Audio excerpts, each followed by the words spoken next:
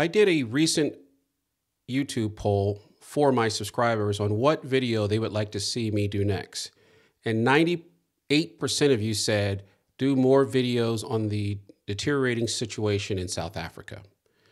As I kept looking at the various information that some of it wonderful South Africans have kept sending me, and by the way, I'll try to put my email here on this video so that you can see my email addresses. So if you'd like to send me any information directly from on the ground there, that especially information that is not out in the sphere, I'll try to get it out for you.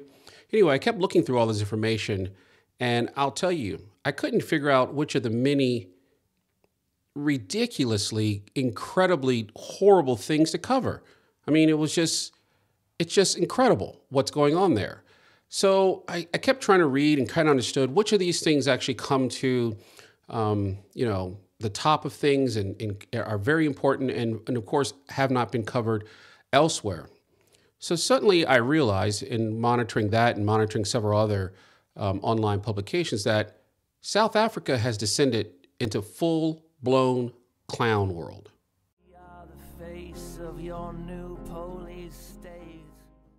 Welcome to the Charles Carroll Society. I am your host, the self-appointed bard of the American Redoubt. First, a little bit of definitions. Clown world is a meme that is currently annoying leftists, progressives, and socialists all over the world. A clown world, or honk honk, is a version of Pepe the Frog in a clown outfit. Basically, that's what it is. The progressives and communists have said, of course, they don't like it, so it's a racist meme. The truth is that clown world, like many other memes, specifically like the NPC meme that makes the point that it tries to make the point that the current situation is beyond ludicrous and potentially beyond saving. To me, clown world and honk honk is kind of like some type of black pill or a satirical nihilism. The belief that life and our society is so beyond redemption that a lot of things that we do are meaningless. In this case, the clown world honk honk meme is suggesting that our culture and country are really, really messed up. And sometimes it makes you feel, and this is where the nihilism gets to you, that the only thing that you can do is just sit back and just be amazed and at the stunning stupidity going on around you. And I'm sorry to tell you, that really kind of sums up the current situation in South Africa. So let's start our South Africa clown world coverage. The EFF is apparently doing very well in the upcoming elections. You remember the economic freedom fighters. They believe they have the right to steal land because, well, allegedly it was stolen generations ago. See, when they stole the land, it was wrong. But when we steal the land, it's right. The EFF and, by the way, the African National Congress believe that they can redistribute the wealth of 5 million South Africans who happen to be white to something like 40 million plus blacks. And that whole system is going to just go perfectly well and everyone will be stronger for it. They also, the poor blacks don't understand that currently the massive corruption in their own government doesn't suggest that even if you could take all of that wealth and without the banks going, yeah, you owe us some money because you have the land now, oh, by the way. And oh, by the way, the land is completely useless without the actual expertise to run it and the equipment to run it. Even if you could take all that land and redistribute it, the people who are voting for these people don't understand that the same people involved in state capture, which I don't know why South Africa always seems to invent its own term, but that's called government corruption everywhere else, wouldn't just take all of the wealthiest land for themselves. I mean, you're redistributing the wealth of 5 million people into 50 million people. That's not going to even out very well. Anyway, the ANC and the EFF have also suggested they have the right to do whatever they want, basically, to anyone, as long as they get more votes. Clown world, by the way, is a pure democracy, where the 51% is the dominant force and it can vote in any law it wants. It thinks that if it can change the Constitution or vote in law, that makes it moral. A republic, which the United States of a government was formed as a republic, is actually protection for the minority from the voting majority. The concept of a republic says that even I, as a minority, am supposed to have rights that the government cannot take away from me. And one of those rights is the ownership of my private property. The ANC, the EFF, and the political situation in South Africa is clown world on steroids. Before the EFF tried to spin a false tale of the peaceful pan-African communism, there are literally people on my videos in the comment section that have tried to suggest that, we represent a peaceful Pan-African communism, all of Pan-African communism. They just paint all of Africa red and say, we're all just communists. And I go, well, there's actually many different races in Africa. There's the Bantu people, the Khoi, the San, up north, the Nilos peoples. You've got the Horn of Africa, where the Somalis come from.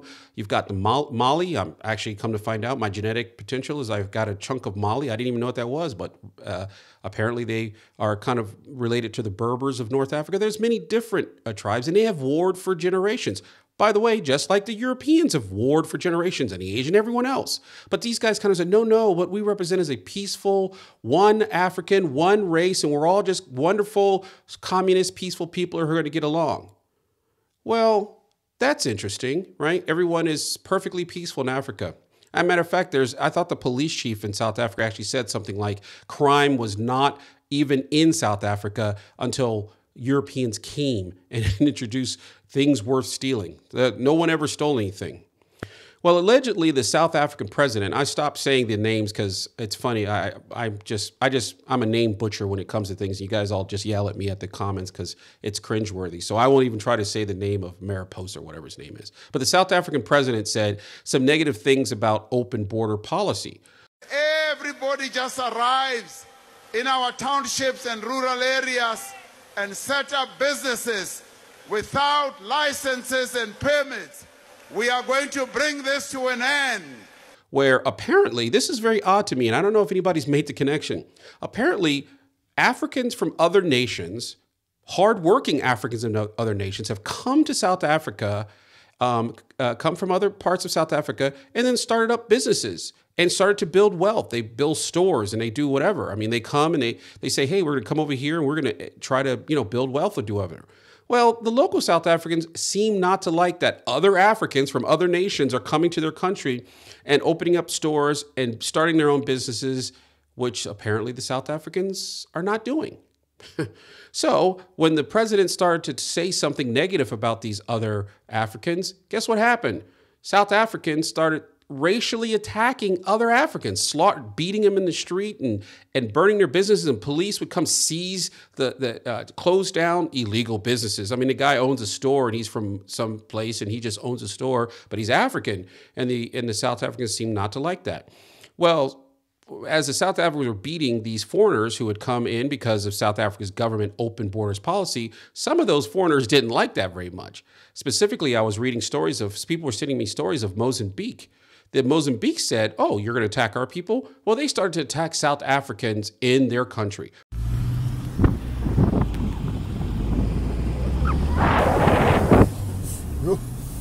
So, morning. Just us. Look at this. Look at this. Hey, bro, how many trucks is burning here? Like 5.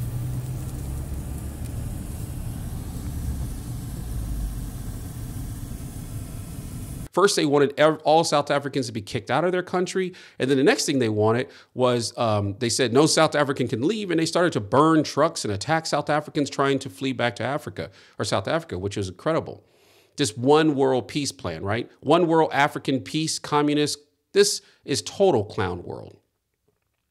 It seems to me that as I read some other stories, everyone who can get out of South Africa is attempting to flee. They're dumping all their investments. Foreigners have dumped almost $500 billion South African rand, which my public school maths tells me is around $32 billion in US dollars. And that doesn't sound like a lot to us Americans, but you got to remember, if you combine the populations of California and Texas, only two of our largest states to be certain, but only the populations of California and Texas, they would be larger than the population in South Africa. So South Africa is not an overly powerful or large country when compared to something like the United States.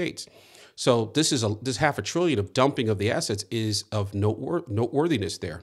It's kind of interesting to me that it's always like people are getting slaughtered and genocide is being lined up and even more death and destruction may happen.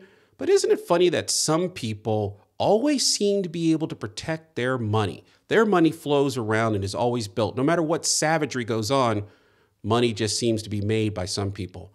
That's not as much as Clown World I'd like. In such a difference, I find another part of Clown World South Africa coverage is I find it remarkable to see a civilization that's built on something like reason and one that refuses to see reality apparently in any way, shape, or form. Let me give you something that I was reading. Again, I'm not a historian, as most of you know, but I am a student of history. I enjoy reading other people's books. I enjoy learning. At the end of World War II, both the communist Russians, the South Africans think they're communists. Oh, yeah, we're going to be communists. But the communist Russians and the capitalist Americans and British gathered a lot of smart German scientists and engineers together and explained to them they had a choice. Choice number one, we can put you up against that tree over there and shoot you in the face. Or choice number two, you can come back to America. We're going to get you hooked up with a nice American big fat wife and a big fat house. And you're going to help us build whatever skill or technology that you were great at, because the Germans were great at a lot of things. Tanks, rockets, airplanes, whatever it is, you're going to come help us be better. And by the way, a lot of modern tanks from Soviet Russia were actually built by captured German scientists. Well, most of those German scientists choose the fat American wife and the big house. They were smart after all. But my point is that even when we were fighting our enemies who we hated to death, we decided to use the smart people in the best way we can. In South Africa Clown World, they have basically run off all the intelligent people and are constantly trying to exclude the most intelligent people from society. I mean, if the farmer wants to farm, let him farm. Through a combination of government corruption, which the South Africans call state capture, and complete incompetence, South Africa can't even keep its lights on. They have planned rolling blackouts, which for some reason the South Africans call load shedding. It's getting so bad that in South Africa Clown World, they now have even some of their nuclear reactors are apparently leaking.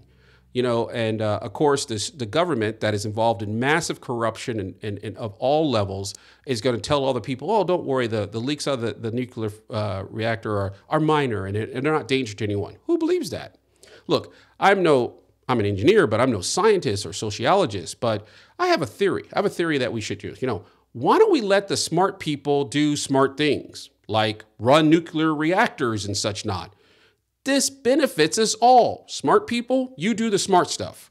And then we can tax you and we get the lights on. That's good. It's a good thing to let the people who want to do farmers, you want to farm? Great. Go hire a bunch of workers who are out of work. You would get more people on the land anyway.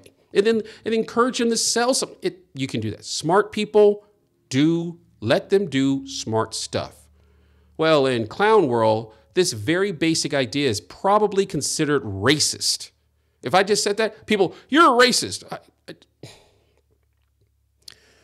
Clown World South Africa would be a terrible joke gone bad, by the way, if not for all the death and destruction that has already happened. And the death and destruction most likely going to happen. What we've seen is most likely the tip of the iceberg.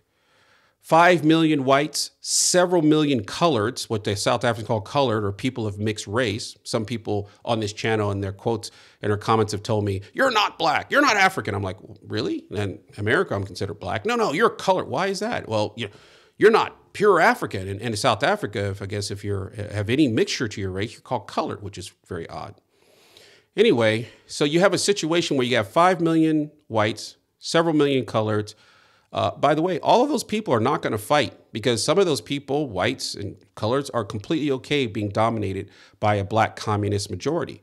And these guys are up against 40 million blacks, which of course all of them are not dedicated to the idea of annihilation. I've covered that in a previous video where we're showing that several black members of the ANC are some of the people who blew the whistle on all this government corruption. But still, the destruction and devastation that will happen is going to be beyond terrible. I'm afraid that all these warnings have gone unheeded. The Clown World meme is like, one guy described it like a clown in a theater. He's out here performing. But then he suddenly realized that the building literally is on fire and people are going to get hurt. So he runs on stage and he starts screaming at people and saying, get out, the building's on fire. Well, people all think it's part of the act. No matter how much he screams, people just sit in their seats, stuffing their fat faces and just laughing. The truth is, the only thing that stops tyrants is force. The only thing. If you can't put force on the ground, boots on the ground, then tyrants will win. When the tyrants are winning, which they are, the force required to stop them will be exponentially greater. For those who are willing to hear the warnings of this one guy on the stage, let me tell you the truth. No one is coming to save you. Everything is your personal responsibility. You need to figure out who needs to be saved and how you personally are going to save them. You need to figure out who needs to be killed and how they need to be killed. And you are responsible for every single day working for your own survival and the survival of your children. Sit there and ignore the warnings if you like. Viva Cristo Rey, Viva Cristo Rey, Viva Cristo Rey, y the Virgin of Guadalupe. All the things I find strange.